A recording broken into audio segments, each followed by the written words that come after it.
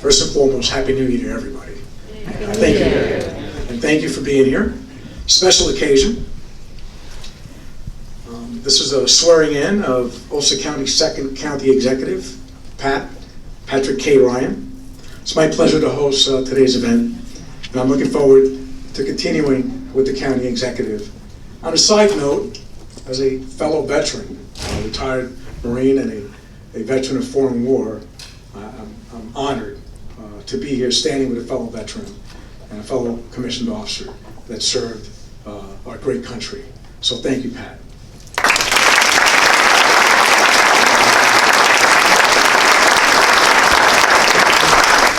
I'd like to take this opportunity to recognize some of our distinguished guests, and of course I'm sure we're going to miss some names, so just bear with me. Of course I want to welcome our Assemblyman Kevin Cahill.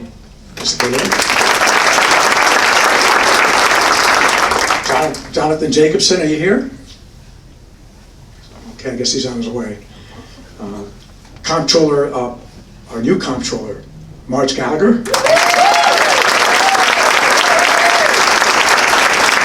Our great county clerk, Nina Postupek.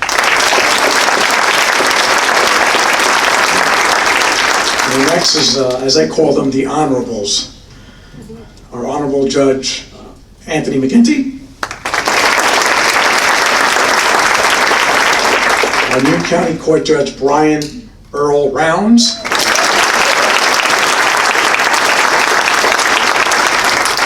Judge Carrie Savona. Judge Sarah McGinty. I didn't forget. And now I want to talk about some of our legislators. Of course, our legislative chair, Tracy Bartels. Abe Yucatel. John Tavares. Laura Petit. Lynn Archer. Mary Warrow, Peter Criswell, Nana Joe Green, Tom Cochran, and Dave Donaldson. I would also like to thank the mayor of the great city of Kingston, Steve Noble. The mayor of the town of New Paltz, the village of New Paltz, Tim Rogers. Supervisor Frederick Pizzuto. Supervisor Neil Bettis. Supervisor Mike Bodden. Supervisor Shannon Harris. I forgot Alderman at Large Andrea Schott. Forgive me. Rosenau Town Councilman Matthew Ego. Town Councilman from the town of Hurley, Peter Humphreys. Deputy Mayor of New Paltz, KT Tobin. Kingston Alderman Renee Scott Childress, Ward.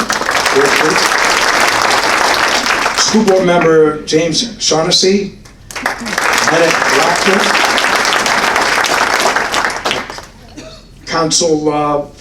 Councilman Melinda McKnight of the town of Hurley, Alderman Clark of the town of Esopus, and our future district attorney, Dave Clegg.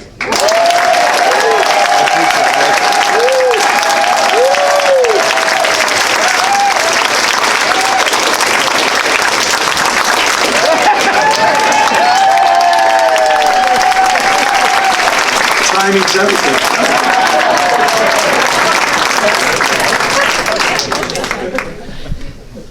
Please rise for the presentation of colors.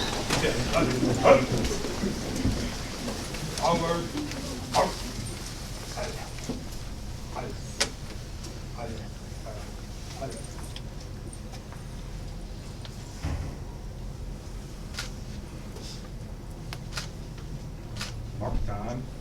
Our left turn. Our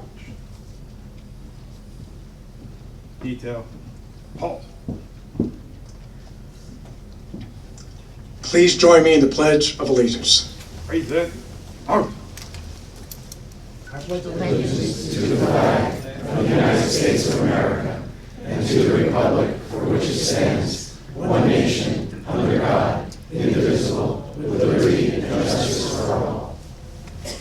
Order. Out. Mark time. March. Forward. March.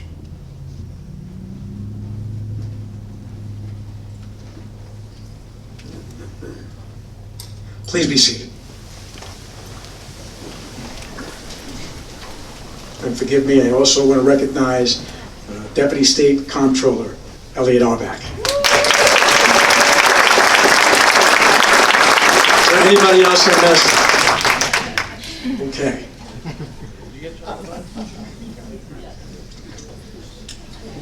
I'd like to welcome the members of the Kingston High School Choir. Anna Maristas, Mactia Freeman, Jacob Internicola, Nadia DeSico, who will be leading us, and if you please rise and stand again, in our national anthem.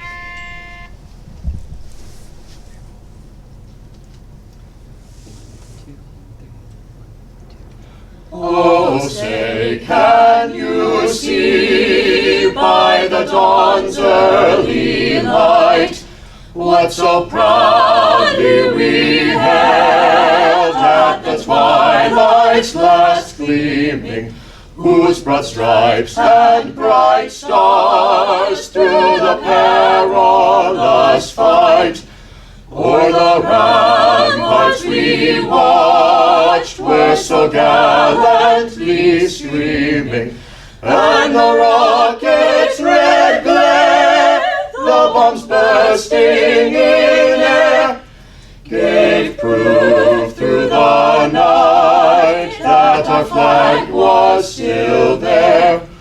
Oh, say, does that star-spangled banner yet wave o'er the land of the free and the home of the brave?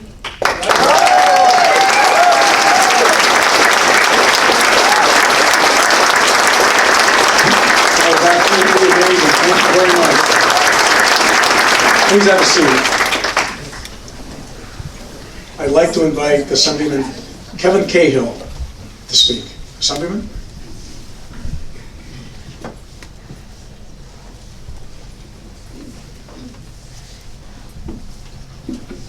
Get comfortable.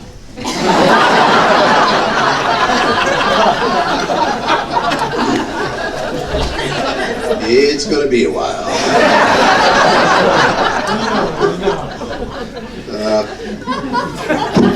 Hi. When I was invited to say a few words today, I thought of just repeating some of the minute speeches I'd given about Pat on the campaign trail. And here's the 10-second version. It only takes 20 seconds. He comes from a great family. His parents set an example of dedication to the community and placed great value on education. Pat graduated high school with my older daughter Katie, and we're all proud that this Kingston kid is a West Point grad and a soldier who defended our country overseas. That's my usual speech for Pat. And I was thinking that would be good enough to return the honor of being asked to speak today. But honestly, one particular recollection from the campaign trail kept coming back. If you had a chance to hear Pat talk about his inspiration for public service and much of his direction as an adult, then you heard him speak of his grandfather, John C. Porsche. I knew John, and so did a few of you, as a member of the Kingston City Council, and as one of those guys in the funny hats from the Knights of Columbus. Pat was inspired to become a community activist because of the examples of his parents, but also of his papi. But unless you were there to hear the eloquent words of two heartbroken 20-something grandchildren charged with giving a eulogy for their deceased relative, you may not know the activism that set this example. I wasn't there, so I did a little digging. John Porsche was involved in community politics for most of his adult life. He was one of the longest tenured members of the Republican Committee, and he started running for office the year I was born. He lost then and a couple of more times, all before he became one of the most beloved members of the Kingston City Council, representing the neighborhood close to where I live right now. He served 6 terms in City Hall, and in the words of my mom, was a dyed-in-the-wool Republican, but also dedicated to the truths he believed in. She described John as her favorite Republican. And if you know my mom, you know of her intolerance for the human race in general, and her less than benevolent nature toward Republicans in particular. So that makes this an enormously high bar. But John Porsche earned that kind of respect because his service was his honor. His loyalty was to his community and to his ideals. He placed moral values above personal gain, a sensibility clearly imbued in his very soul and passed on for generations. His resolve to stand for what is right and to simply not get along probably cost him what my mom said was her recollection of his greatest political aspiration: to become a member of the Ulster County Legislature. He was denied that chance not by the voters. I suspect they would have elected John in a walk, but by his party preferring other candidates they could be more certain of towing the line. My mom surmised, and maybe incorrectly, although don't ever tell her that after his years of service on the city council and deprived of the chance to move on to the county, John decided to give up elective politics. If only you could be here today to see his grandson. Justice isn't always swift, but it's very sweet when it arrives. Honestly, before I started plowing through old newspaper archives, I thought of John Porsche's time as an alderman as his public service. How very wrong I was. Here's a short list of some of his activities on behalf of our community. He was what was called an able Toastmaster. That's a professional booster of, among other things, our town. He headed up the community giving campaign for IBM for several years, and he was also the chief volunteer at their pool and club. He ran the JC's Little League in Kingston to such a high standard, the Freeman reported in 1965 that the organization gave him a standing ovation when he concluded his term as president, only then to continue to serve on as treasurer. He presided over the color guard and organized activities for the Knights of Columbus for the same 20 years that my late father-in-law was active in the Knights. So that's one aspect of John's life that I was aware of. But what I didn't know, that for 20 years prior to that, John was also leading that organization, helping to make it a permanent and important part of our community. He was an engaged parent, in fact, the engaged parent at St. Joseph's School. He organized their fundraisers, their socials, and their other activities. John Porsche did all that, and did I mention that he was also a volunteer fireman with Rapid Hose? When I tell you that this is just a sampling of the ways Pat Ryan's grandfather gave back to our community, it's an understatement. And if the story were to end here, I think you could reasonably conclude that John Porsche set a great example for his grandson to plunge into local politics, to return to his community after service to his country, and to keep on giving back. But that's a whole other chapter of where our new county executive drew his inspiration from a man who was bigger than life to him. While still in high school, Pat decided to pursue a military career. As we know, he honored us all by being accepted into the United States Military Academy at West Point. We know that he served our country with distinction, including 2 tours of duty in Iraq. While there is no doubt that being Kevin and Patty's son was essential to the creation of Pat's moral character, as far as I know, this military stuff had to come from somewhere else. So it's probably no surprise that before being a community leader here in Kingston, Pat's grandfather, John, was a decorated Navy veteran. serving on a rescue destroyer in the South Pacific during the fierce and fiery end of the Second World War. Having served on several missions, usually going into harm's way, John and his shipmates were responsible for rescuing numerous crews and vessels from the scourges of battle. Then just a few minutes, and I mean literally 49 minutes after the orders were issued for the Callahan, the USS Callahan, the ship upon which he was stationed, to return stateside, during what had to be the joyful relief among the crew, the tables turned. These sailors, used to being the rescuers, found themselves in the most dire of circumstances. As a crewman on the USS Callahan, John was one of the survivors of the very last kamikaze attack of World War II. A desperate pilot from an almost defeated Japanese Air Force plunged his plane into the bow of John Porsche's ship. An explosion ensued, the ship took on water, and soon sank into the ocean. Nearly 50 men lost their lives. 75 others were severely wounded, and all of the survivors endured violent, dangerous, shark-infested waters until help could arrive. John, clinging to the shrapnel from a barrel to stay afloat, was among the wounded, and for that he was decorated with a Purple Heart and recognized by the United States Navy as a hero. There's no account of this in the Daily Freeman in 1945, or any time since it happened from my search of the archives, until a brief mention in John's obituary in 2005. Last night I had an email exchange with Tom Wakeman. He's a good friend and the guy who's been editing the Freeman for the last many years.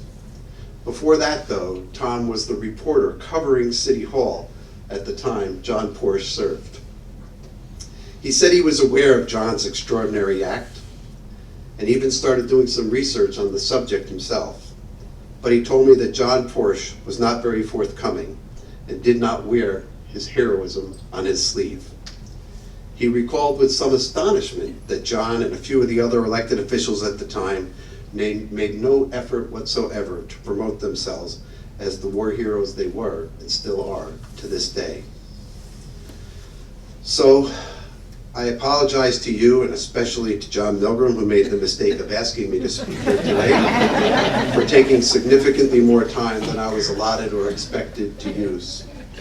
But I thought it was important on this day, when we celebrate the inauguration of our new county executive, a man who has already demonstrated a depth of character, a moral compass to lead us to a better place, that you learn a little bit about the inspirational hero who shined the light, who made the path, and in Pat's own words, set him on the course of his life, a journey he continues to fulfill today.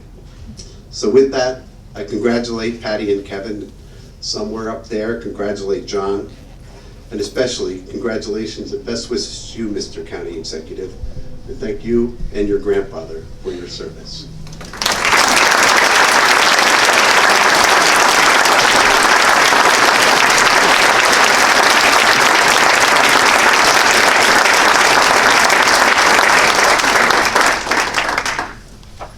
Thank you, Assemblyman Cahill. I'd like to invite County Clerk Nina Poshpek to deliver the oath of office.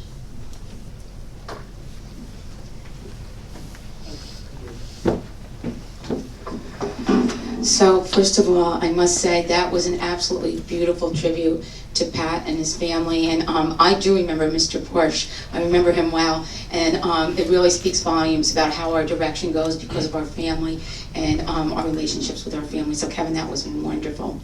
I was thrilled to be asked to give the oath to our new county executive, who has done an absolutely amazing job. So today, Dan Torres said, would you say a few words? I said, I would love to say a few words. So with that, I'm just going to go over a little bit of what Pat has accomplished in a very short 7 months. He's brought a new energy and excitement to county government. Anyone who knows Pat Ryan realizes that his mission is to make Ulster County government the best it can be. He realizes the only way this can be accomplished is by all of us working together. Team Ulster County, and I keep saying that over and over because I think it's so important. And for Pat, it's not a catchphrase in his administration. He realizes that the only way this can be accomplished is by all of us working together. Each day he brings elected officials, department heads, and the workforce together, enabling us to offer services to the residents of this county. So let's just talk a little bit very quickly about his many accomplishments in his 7 months in office. So he introduced a budget, which was 0.25% decrease in taxes, the lowest tax levy ever in Ulster County in the past 10 years. So congratulations.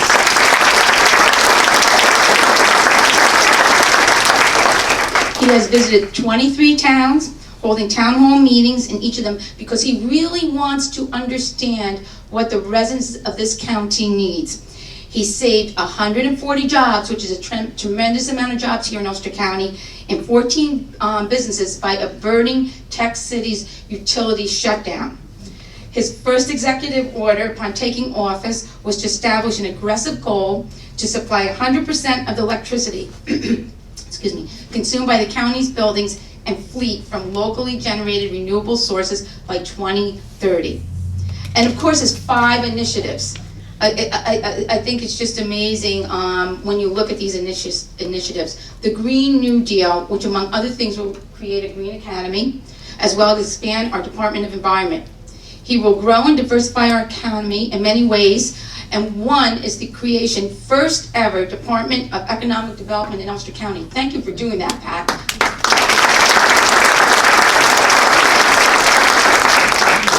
He has met the opioid epidemic head on. He'll work with the Sheriff's Department to reduce opioid fatalities by 50% in the next 2 years. And again, a true example of elected officials working together to address a problem in Ulster County. And I don't know if you're noticing a theme here. For the first time ever, I keep saying for the first time ever, and there have been quite a few firsts in Ulster County because of our county executive. We will have a Chief Diversity Officer, which will ensure justice for all. Thank you.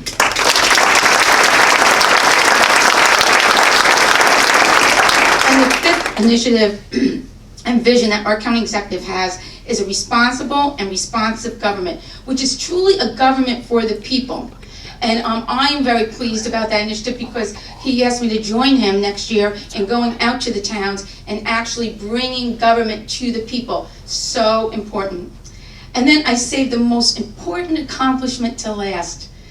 Through everything he's done, his son Theo was born on July 27th. 6 generations died. Can we see Theo?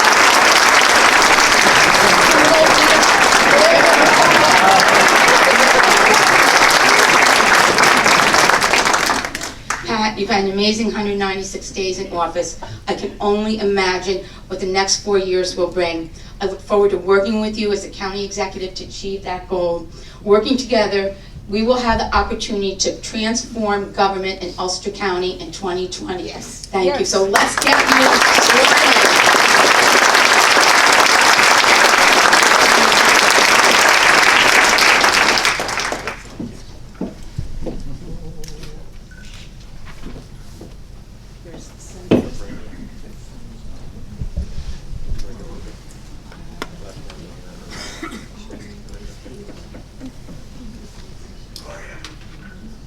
She made it, so that's good.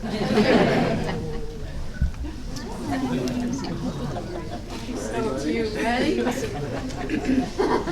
I, Patrick K. Ryan, I, Patrick K. Ryan, do solemnly swear do solemnly swear that I will support the Constitution of the United States that I will support the Constitution of the United States and the Constitution of the State of New York, and the Constitution of the State of New York, and that I will faithfully discharge the duties and that I will faithfully discharge the duties of the office of Ulster County Executive of the office of Ulster County Executive according to the best of my ability. according to the best of my ability. Congratulations.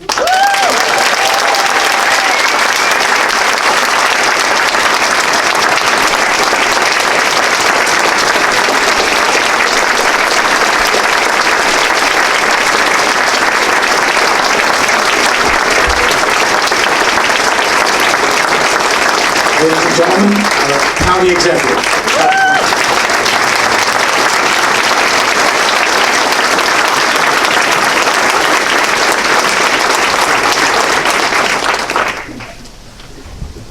thank you all for being here. Kind of overwhelmed in a good way. So I know I'm at the sort of the tail end of several incredibly powerful swearing-ins that have occurred that I've had a privilege to go to, and many others that I wasn't able to make.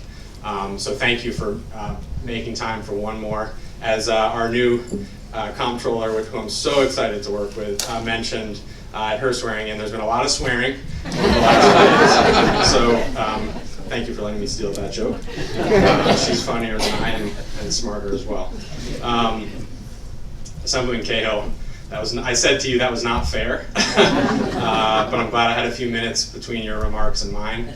I sort of don't have the words, but that was really an honor for you to share my grandfather's story, so thank you. My parents aren't able to be here today, but I hope they're watching, and they would be I'm sure they are extremely moved by you sharing this story, so thank you.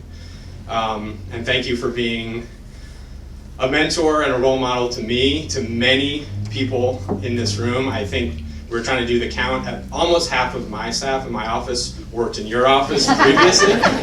So thank you truly for producing a real bench of talented folks and growing that sense of public service here, not just in Kingston and our county, but really across the state. So please join me again in a round of applause for the tremendous service of some of you.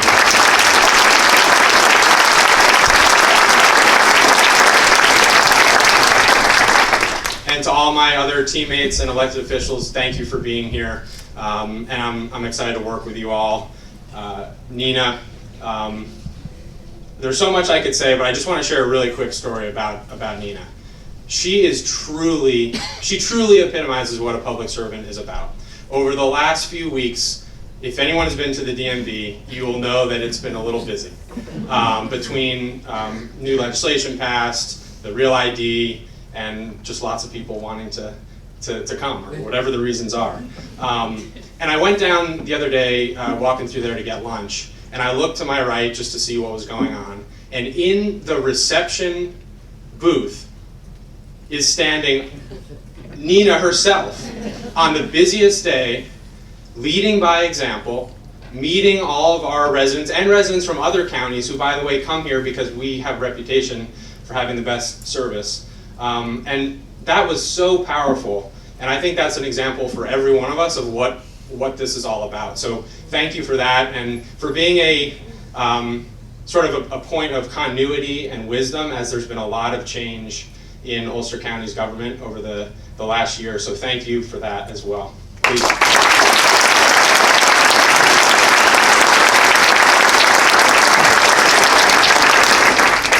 And to my good friend, Sheriff Juan Figueroa, I get a big smile on my face every time I see you, every time I see the phone ring and it's you calling, even though sometimes it's not the best news.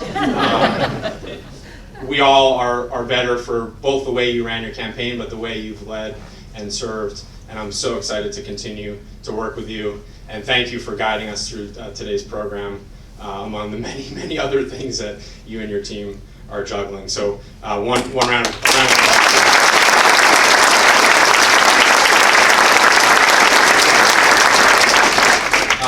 And as I said, my parents aren't here, but if they are watching, thank you to all my grandparents and John, who Kevin talked about. His wife Rose couldn't be here. She's in assisted living here in Kingston, but she would be extremely proud as well.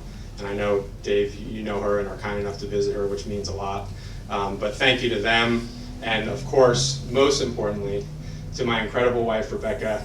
2019 was a big year for us in a lot of ways, many of which we had no idea were coming a year ago. This little guy is the one that we did know was coming a year ago. His Lion King moment earlier was... He won't remember that, but we will. And a special thank you also to Theo, because last night he slept for more than 4 hours straight.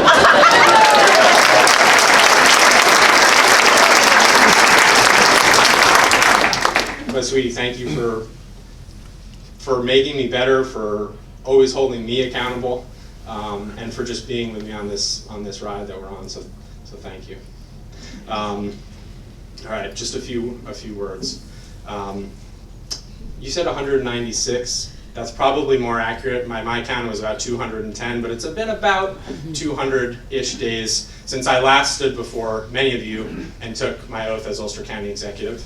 And so I thought it would be a decent idea to go back and read my remarks from June 7th of 2019, see what I said, how off base was I or on, what promises did I make that I need to make sure I keep. And there were a few sentences that kind of struck me. It was in the third paragraph of those remarks, and I said, coming off the end of the campaign, now it's time for the really fun part, which is to take action, to execute the vision that I had outlined and many had outlined in our campaigns, to make Ulster County the most forward-looking, efficiently run, compassionate, and smart growth-oriented county in New York State and in the United States. And that was what we talked about, and over the last 7 months, I think that's exactly what we've started the work of doing. We definitely hit the ground running. We have been operating at a full intensity, kind of a sprint mode, and I am really proud of some of the accomplishments that Nina was so kind to rattle off. I think it's important that when any of us public officials stand up and make statements, that we hold ourselves accountable to those promises that we make. So in implementing the Green New Deal and calling for that, we did issue our first ever climate action plan to move to 100% renewable. We stood up this Green Careers Academy. This is the first semester that's launching, so we're really excited about that. I talked about tackling the opioid epidemic. We were able to quickly secure over $3 million to begin to work that, to implement a comprehensive plan. And starting January 1st, 2020, we initiated this 3-year program with the goal of cutting overdoses by 50%, as Nina mentioned. She stole all my stuff. She mentioned the pledge that I talked about of keeping our county affordable. It's the number one thing I've heard when I'm out talking to folks and holding the line on taxes, and I'm proud that we did that in our budget. And most important, the pledge I took most seriously was the one to be accountable and accessible and to hold these town halls in every town, and I'm proud that we did do that. It was a logistical feat to accomplish, and I thank my team for that and many other things. But those moments that I had in doing those town halls were absolutely both energizing and sometimes exhausting at the same time, but critical to ground the work that we're doing. As my team will tell you, and I think Rebecca would probably agree with, I am proud of what we've done, and it's important to reflect on that, but I spend the vast majority of my time thinking about where we need to go and looking forward and talking about and thinking about these big 5 goals that I outlined 7 months ago. And there are definitely days where these pretty big and fairly broad goals of redefining justice in our county, tackling the opioid epidemic, building a more equitable economy, I mean, that feels daunting and sometimes just a bit out of reach, and sort of how do we get there? And that's why I think those town halls are so important, because to me, anytime I sort of feel overwhelmed or daunted, I think about those moments I experienced in those 20+ town halls and the sense of urgency and the impetus to act and take action and not overthink, but to begin to make change is renewed and energized. And I've seen in these town halls, in the faces of those who show up close and personal, the challenges that we still very much face in our county. 40% of residents living paycheck to paycheck. Young people feeling that they need to leave here to succeed. Please, incredible young people with amazing voices also, do not leave. Do not leave, or if you do, come back. Seniors who come up to me all the time because their rents are being pushed up and they're being forced out of their apartments or their homes. Young professionals and working families that see costs of housing and transportation and childcare all adding up while wages are stagnant. So hearing those challenges and having faces and names with them is an impetus for action. But it also, in going to these town halls, I saw the potential and the promise of our county in a lot of the faces of the people that came. Faces, many of them in this room today too, who care deeply deeply about our county, enough to show up on a Wednesday night at 6 p.m. when it's already dark out and talk about why the CSX railroad blocking a road needs to be fixed, or on and on and on. I mean, that is what makes our community so tremendous. Those people, the people like all of us in this room, working as a collective team to help people who are struggling to keep their heads above water, to figure out how do we actually grow economically in an equitable, sustainable way, to bridge the tensions that threaten to divide and polarize our communities all across the county. Because in a moment when I think we all feel that people actually have less and less faith in government, I believe it is our duty not just to have successes and to get things done, but to prioritize how we do that work, to ultimately help restore people's faith in government. And today I'm here committing once again to run a government that at its core is driven by being of service. If there's one word that brings it all back, it's that concept of service. To prioritize making sure we can provide for all of our residents. To ensure we follow the number one rule that I learned as an Army officer, that you don't leave anyone behind, plain and simple. Theo agrees with that. And as county executive, I promise that will continue to be, and I said this 7 months ago, the ethos that guides every single member of our team. So as we wrap up and as we head into the weekend, I want to make sure that I take the time to thank the dedicated public servants that make up our county workforce that I have the privilege to lead. Over 1,400 strong and proud public servants, some of whom have literally been in public service longer than I have been on this earth. And over the last 7 months, I mean, I could spend hours sharing the countless examples, the moments that I saw of our workforce putting others before themselves and putting to practice that selfless service that I talked about. Whether that on the hottest day of the year, scrambling to stand up in partnership with the city and with the mayor, a cooling center so that people could stay cool, securing benefits for veterans in need, making sure that seniors have legal counsel, our incredible DPW road crews, who in our first storm of the year were up for almost 72 hours straight, keeping our roads. We had no major accidents during that storm, which is not an accident. So to each of you here that are part of the team and others, thank you. And also thank you to the many partners I see in the room here that do make up that Team Ulster County that we've talked so much about today.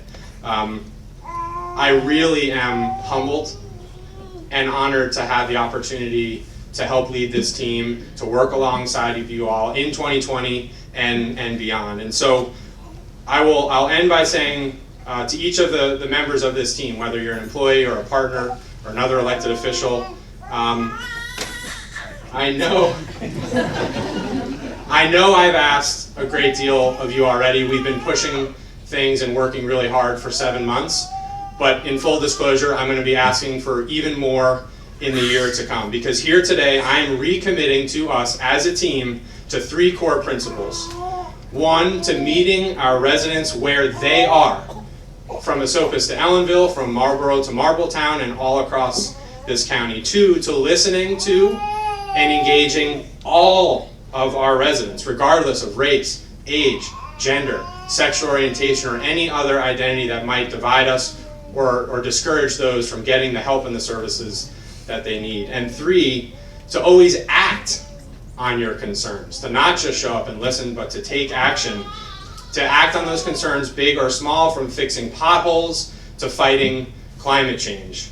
Because in a moment where we are increasingly divided and polarized at the national level, it's more important than ever that we step up and deliver here on the ground at the local level. And that is what I know as a team we will do here in Ulster County in 2020 and beyond. So thank you for being part of that. Thank you for being here. Happy New Year, and enjoy your weekend. Thank you so much.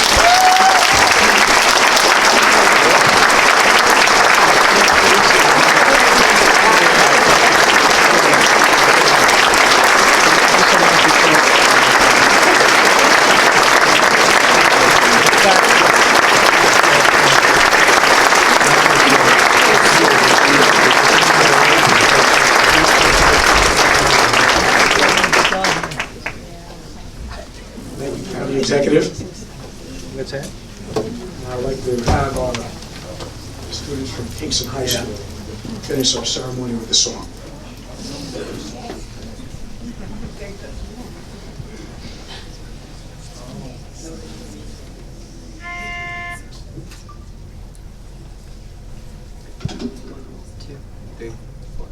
God bless America, land that I love. Stand beside her and guide her through the night with a light from above. From the mountains to the prairies, to the oceans white with foam.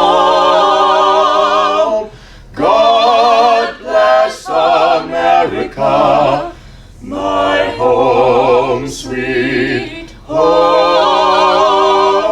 God bless America, my home, sweet home.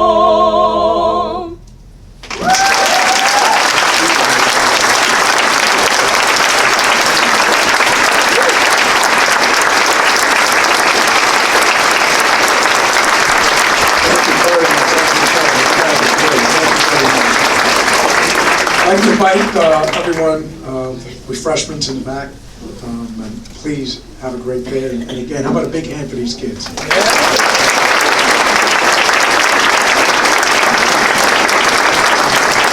Great weekend, everyone.